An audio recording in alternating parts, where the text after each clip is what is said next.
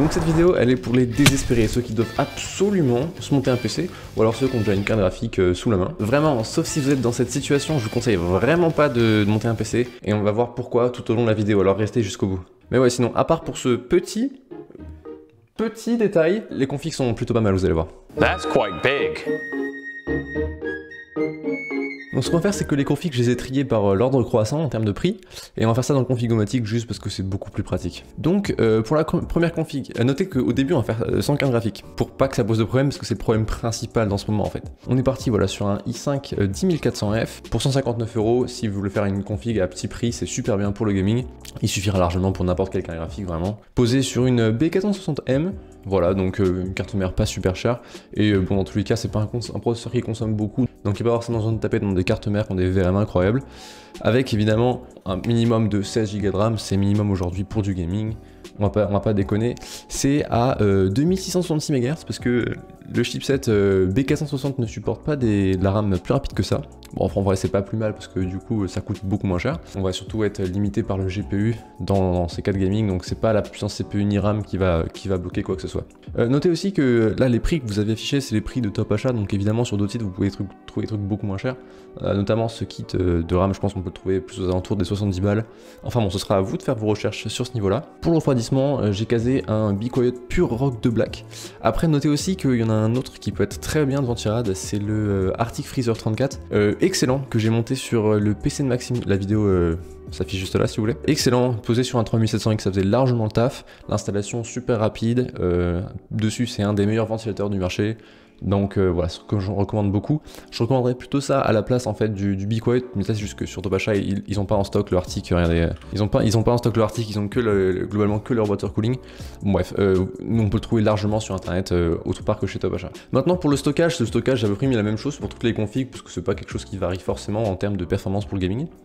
Du coup on est passé sur un SSD M.2 de 500 Go plus 1 Tera de disque dur. Faites bien gaffe quand vous prenez un disque dur à pas prendre du 5400 RPM mais bien du 7200 parce que ça sera simplement la version plus rapide. Pensez quand vous prenez des boîtiers là, entre autres là par exemple j'ai pris le MSI Forge 100M, à prendre des boîtiers qui ont un plutôt bon airflow, et puis après les boîtiers vous trouvez plutôt jolis, qui vous servent dans vos besoins, par exemple si vous avez besoin de disques durs, des trucs comme ça. Ça arrive de temps en temps. Entre autres je sais que ce boîtier là il est très bon en termes d'airflow, notamment pour son prix, il est qu'à 60 balles là sur Top Achat. Puis vous avez un tout petit peu de RGB pour ceux qui sont fans de ça.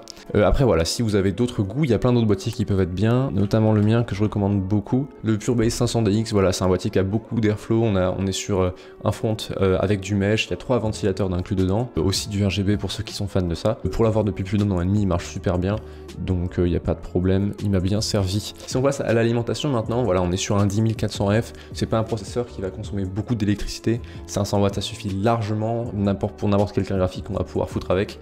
Là entre autres les cartes graphiques c'est un peu compliqué, mais on va en parler juste après. Certifié Gold, semi-modulaire, c'est aussi celle que j'ai dans mon PC. Ne prenez pas d'alimentation non modulaire, vraiment, ne vous infligez pas cette douleur. Ne faites pas ça s'il vous plaît. C'est un vrai conseil. Voilà, donc c'est vraiment pas cher, 74 € pour une alimentation de qualité. Seasonic, c'est une marque qu'on peut trust globalement pour les alimentations. Ne prenez pas les alims de chez Gigabyte, vraiment. Elles vont faire péter votre PC, elles vont littéralement exploser ou faire brûler votre maison. Ne les prenez pas, sauf si vous êtes masochiste, mais vraiment ne les prenez pas. L'alimentation je l'ai depuis 1 an et demi comme mon PC et elle fait 0 bruit, donc il n'y a pas de problème à ce niveau là. Maintenant si on va ajouter une carte graphique, c'est le moment où les choses compliquées commencent. Entre autres là pour l'instant la config on est sur un peu plus de 600 balles. Si on va ajouter une carte graphique, la seule que je pourrais vraiment recommander de la génération actuelle, ça serait une RX 6600, mais même là les prix sont déglingués, c'est ridicule. On est sur un bon x2 là en termes de prix. Normalement c'est une carte qui devrait coûter 300 balles et encore à 300 balles, ce serait pas un prix exceptionnel. Donc voilà, c'est une carte qui a 8 Go de VRAM, c'est bien pour du 1080p. Après, c'est vraiment pas une carte incroyable d'un point de vue de la génération actuelle.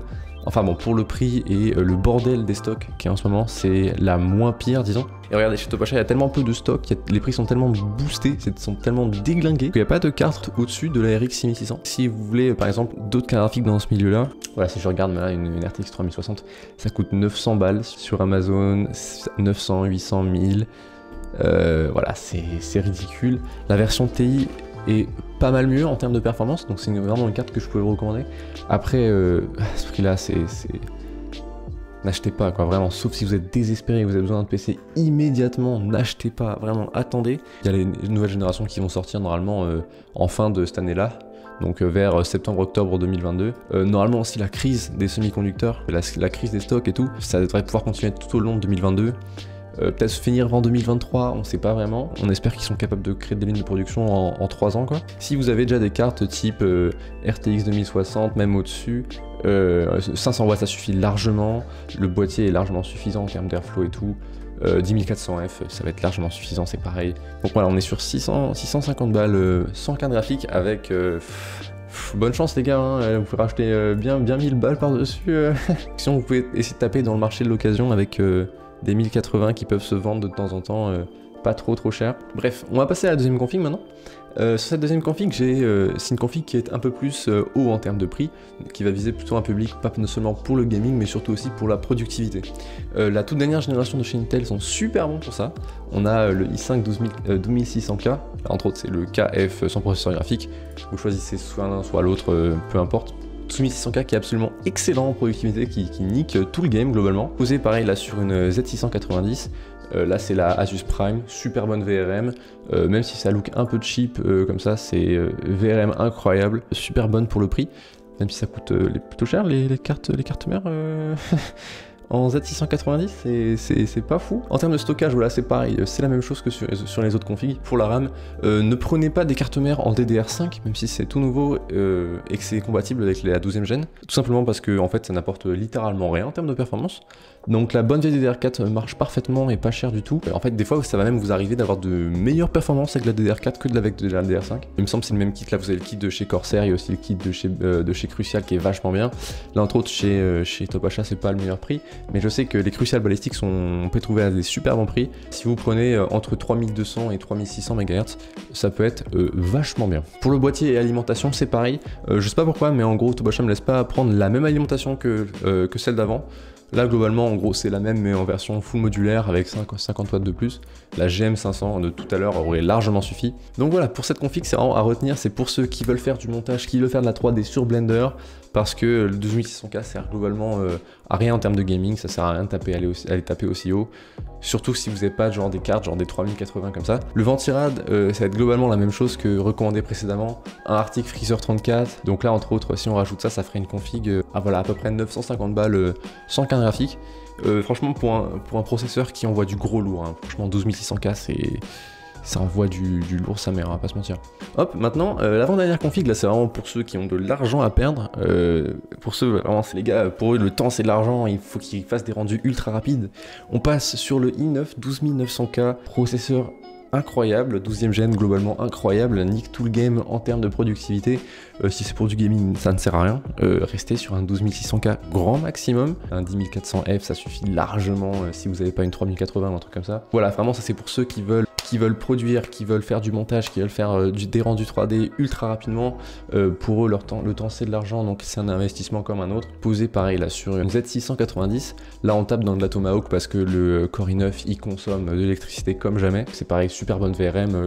C'est encore mieux que celle de la Prime de tout à l'heure qui sont déjà vraiment excellentes. Pareil, DDR4, là entre autres, j'ai mis un kit de 32 Go. C'est le kit de chez Crucial, c'est exactement le même que celui d'avant, mais avec plus de capacité globalement. Aussi, faites bien gaffe si vous prenez un Core i9, la génération actuelle chauffe de fou. Il y a 16 cœurs à les refroidir, donc allez, grand minimum, soit taper dans du gros ventirad Noctua, un NH-U12, un truc comme ça, tu vois. Ou alors vraiment passer sur du water cooling, parce que sinon, ce truc chauffe comme jamais. Voilà, en plus, si vous avez de l'argent à perdre, allez taper une config en termes de stockage full SSD. Là, ici, vous avez le M2 de chez Samsung en 2 Tera, ça suffira largement. Et c'est un SSD de qualité avec un bon contrôleur. Donc il n'y aura aucun problème avec celui-là. En termes de boîtier, là je suis allé taper un tout petit peu plus haut parce que je sais que celui-là a un très bon airflow. Donc voilà, on est sur le Corsair 4000D Airflow. Donc voilà, celui-là, il n'y aura aucun problème pour tout ce qui est ventilation. Et enfin, pour l'alimentation, on va pas rester sur du 500 watts parce que ça va commencer à être limite pour un i9. Donc tapez dans la RM 750X, excellente. 80 plus gold, full modulaire, excellent. Si vous avez de l'argent à perdre, allez taper dans des configs aussi hautes. Soit c'est non raisonnable, soit c'est vraiment pour un côté professionnel, allez taper là-dedans. Et pareil, en termes de carte graphique, ce genre de config, vous passez une 3080, sinon c'est vraiment du gâchis. Après, bon, en ce moment, c'est un peu la merde en termes de carte graphique, donc je vous conseillerais d'attendre vraiment, attendez la fin de l'année. Il y aura des nouvelles cartes, donc nouvelles performances, et avec un peu de chance, les stocks s'amélioreront un petit peu. Et enfin, on va finir avec la toute dernière config, qui va être une config ITX, pour ceux qui veulent avoir un petit PC, un petit boîtier. Donc là, c'est pareil, j'ai mis un i5 11400F. Pourquoi 11e gen? 11e gen parce que en fait, les cartes mères de la 10e gen en ITX sont vraiment pas ouf, dans le sens où on en trouve très peu, et à un prix pas forcément incroyable. Donc un 11400F fait largement le taf pour n'importe quelle carte graphique pour du gaming. Par-dessus, vous avez la Rockstrix B560i Gaming Wi-Fi. Voilà, excellente carte mère, il n'y aura aucun problème avec ça. Aucun problème dans un boîtier ITX. Boîtier ITX d'ailleurs qui va être la pièce maîtresse de ce build. Il ne veut pas s'afficher, let's go. Cooler Master NR200, NR200P. Boîtier ITX excellent, pour ceux qui connaissent, largement un concurrent du Ncase M1. Notamment parce qu'ils fournissent un riser, un câble pour brancher le GPU verticalement, parce que c'est le seul moyen dans des configs aussi compacts. Avec ça, en termes d'alimentation, ici il n'avait pas sur Top Achat, mais je vous conseillerais de taper dans du SF600 de chez Corsair. Voilà, c'est une alimentation full modulaire, 600 watts pour du SFX, donc pour des PC ITX. Ça c'est pareil, c'est la référence en termes de boîtier ITX. Voilà, n'hésitez pas si vous voulez choper un mini 8 d'aller taper là-dedans. Et après c'est pareil en termes de stockage, c'est la même chose, 1 Tera de disque dur, 500 Go de SSD. Pour le refroidissement aussi très important parce que sur des builds compacts, il faut pouvoir être capable de refroidir son processeur. Là vous avez mis un NH-U9S, enfin Tyrann Noctua, excellent en termes de silence, de performance. Il n'y aura aucun problème. Peut-être un petit peu cher. Après voilà, globalement les configs ITX sont plus chers que sur des configs ATX. C'est pareil, si on était resté sur du 11400F et du B560 pour une carte mire ATX, micro ATX, on peut choper beaucoup moins cher que 175 €. En fait, l'ITX c'est du compact, mais ça aussi c'est trade-off. On perd, faut gérer un peu mieux la performance de refroidissement et ça coûte aussi un petit peu plus cher.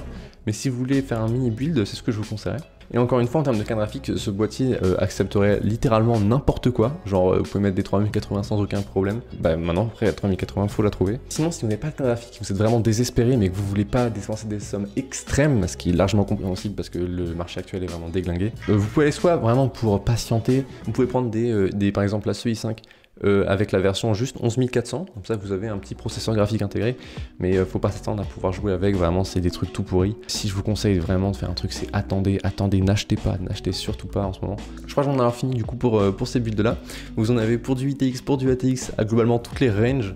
On a du i5, on a du i9, on a des configs à 2000 balles, on a des configs voilà, beaucoup moins chers. Aussi pensez bien à faire vos recherches et passez sur plusieurs sites différents pour pouvoir choper les meilleurs prix.